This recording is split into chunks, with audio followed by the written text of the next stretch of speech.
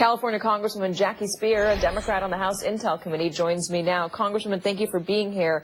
Thank you, Katie. Obviously, the discontent among Republican voters around Special Counsel Robert Mueller is growing, according to that poll. You're hearing a lot of noise on the right, a lot of noise on Fox News about the Special Counsel. Are you concerned that when he does come back with his conclusion, whatever it is, that there will be a sizable chunk of the American population that won't want to believe it or won't believe it?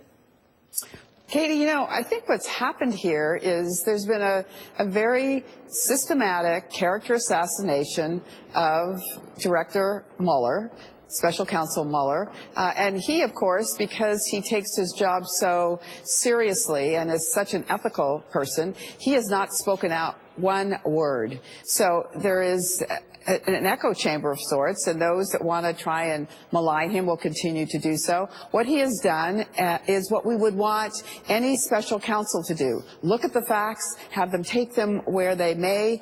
He has now indicted the former campaign manager of the president, Paul Manafort, and his associate. He has gotten a guilty plea by both Michael Flynn, who was the National Security Advisor, and George Papadopoulos, who was one of the associates of Donald Trump when he was a candidate. So maybe people are uncomfortable about the fact that those close to the president have been indicted or have pled guilty, but he is taking this investigation where the facts lead him. Last week you said that you believe Donald Trump was going to fire Special Counsel Mueller Friday of this week. Right now, the Republicans and the president are celebrating a tax win.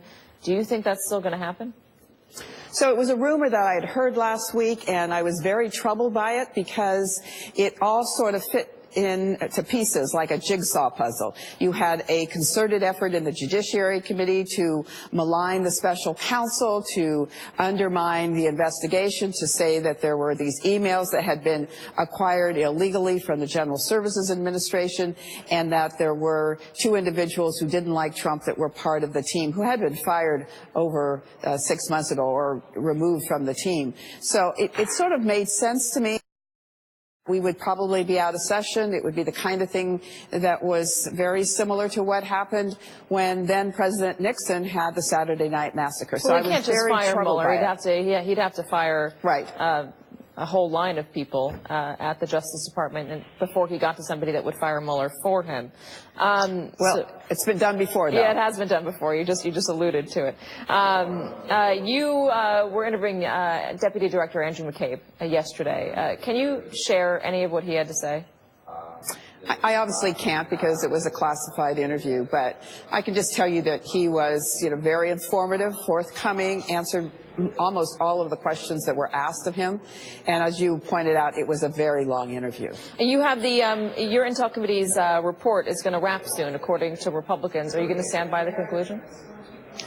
I can't believe that we would, because we still have a list of probably 30 other persons we want to interview that have not yet been accepted by the majority. There is obviously a move afoot by the majority to try and shut down the investigation.